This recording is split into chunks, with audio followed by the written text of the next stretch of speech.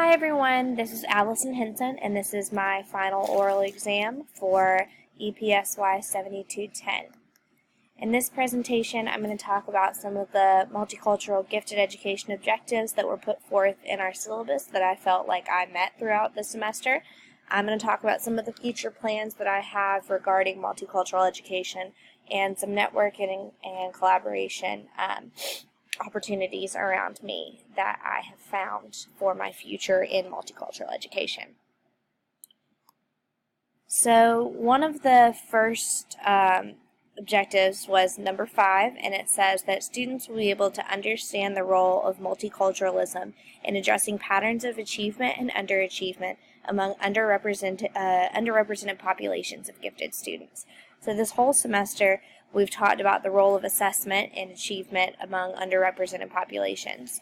There was one session that we talked about looking for open windows in conversations, and I looked back at my discussion post for that week, and some opportunities that I found for opening windows are using multiple criteria in identification, having enhanced teacher education, and the creation of multicultural learning environments in our classrooms. Those, it seems like a door is closed. Well, we don't have enough representation of minority groups. Well, then you need to look for ways that we can do that. So that's something that I've really found, and we can address those patterns of achievement and underachievement. Those students who are constantly underachieving, there must be a reason for that. And a lot of the times that's because the assessments that we're giving don't fit their cultural ideals and don't match up, and there's bias and things like that. Maybe some of the reason why they're not achieving is because our teachers aren't as educated as they should be about multicultural education. Maybe some of the reasons why certain people are achieving is because their learning environments fit their culture. So we need to make sure that those learning environments, the teachers, and the identification tools that we use fit all of our students to the best of our ability. Another objective was to evaluate personal beliefs and professional experience related to multicultural gifted education use. One of the theories that really stuck out to me the most during this class was the Boykin Afrocentric styles.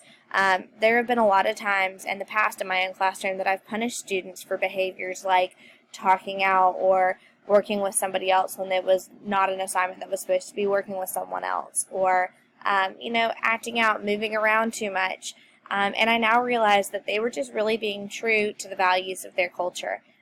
So what I believed to be misbehaving or being rude was not them being rude or misbehaving at all. It was really them being true to themselves. Not to say that every time that a student is doing something you don't want them to do, they're just being true to their culture. Sometimes they truly are misbehaving.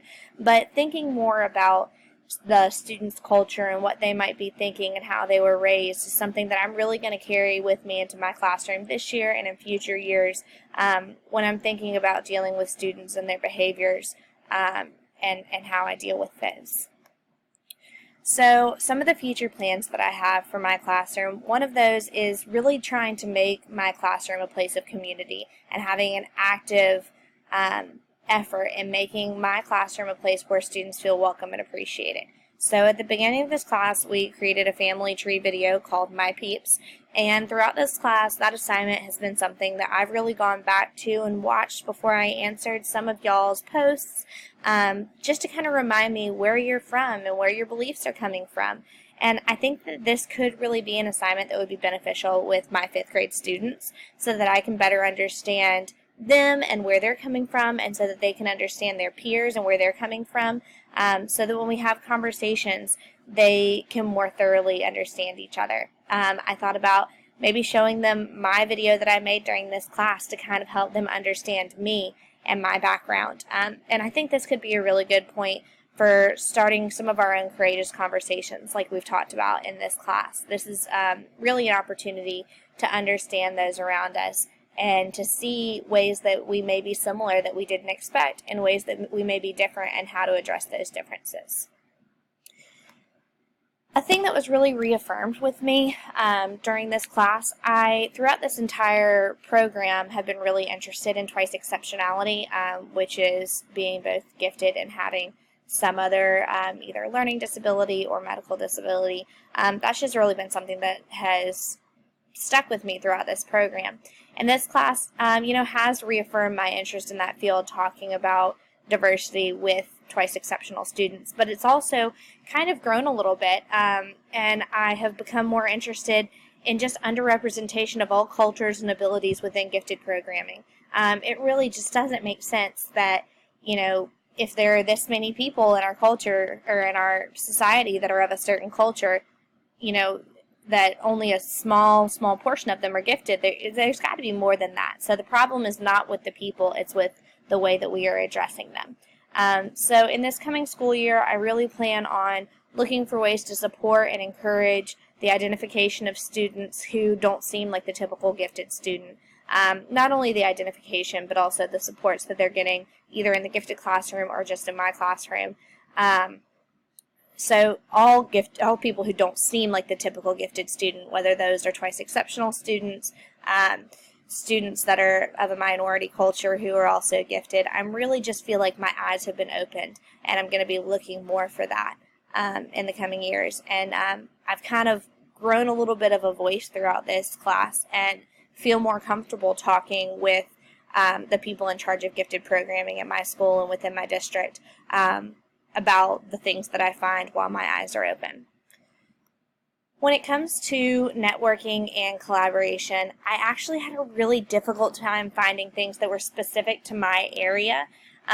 One thing that I did find was the Absalom Jones Episcopal Center for Racial Healing, and this is based out of Atlanta, and I teach in Byron, Georgia, which is like middle Georgia, but I actually personally know the person who runs this center. She used to be a member of my church, and so on the website is where I took kind of this little snippet from, and the link to the website is down at the bottom. It's www.centerforracialhealing.org.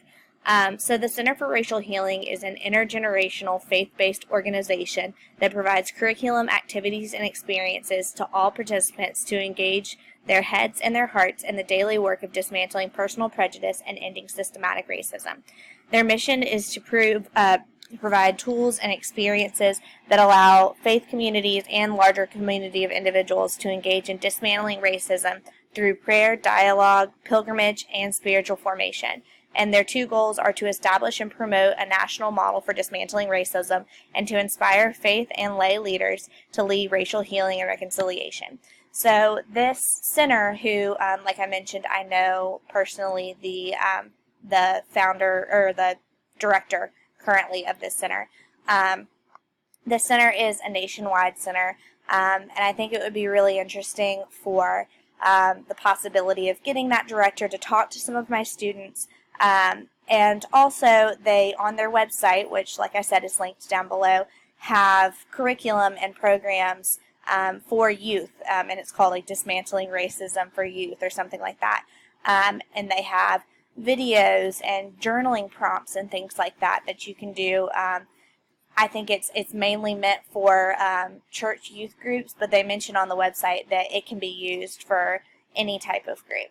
So that was one networking and collaboration thing that I found. Another one, like I said, is I teach in Byron, Georgia, which is in Peach County, which is highlighted there in red in the middle of the screen. And we are very fortunate to have a lot of colleges and universities in the middle Georgia area, in Macon, there's a few in Warner Robins, some in Milledgeville. So Georgia College, Central Georgia Technical College, Middle Georgia State, Mercer University, Wesleyan, all of these colleges are within an hour, less than an hour, of my students. And I looked on the website of all of these colleges, and all of them have some Center for Diversity or classes in diversity or groups with diversity. And so I think it would be very interesting to have members of those groups come and talk to my students, or Skype or FaceTime with my students, and kind of talk to them about diversity. And not only are they talking to them about diversity, but my students would be seeing people who may look like them that are at a college, which for a lot of my students has never really been an option for them. So it's kind of a mentoring process, kind of an introduction to diversity as well. So I think that would really be a great opportunity for my students. At the beginning of the slideshow, I had a picture that said, now what? We finished this class, now what? And I kind of talked about some of that with my future plans and some collaborations. So really, now what? Here's a quote that I found that says, everything now we must assume is in our hands. We have no right to assume otherwise. If we do not falter in our duty now, we may be able, handful that we are, to end the racial nightmare and achieve our country and change the history of the world. I really think that I was surprisingly pleased with everything that I learned in this class, and my eyes really have been opened. I've always been somebody who didn't really want to rock the boat, and I really feel like now I have the courage and the information to start to make little changes, and maybe eventually those changes can become bigger. So thank you for all of you and your discussions throughout this class that have given me that information and that courage. Thanks for watching.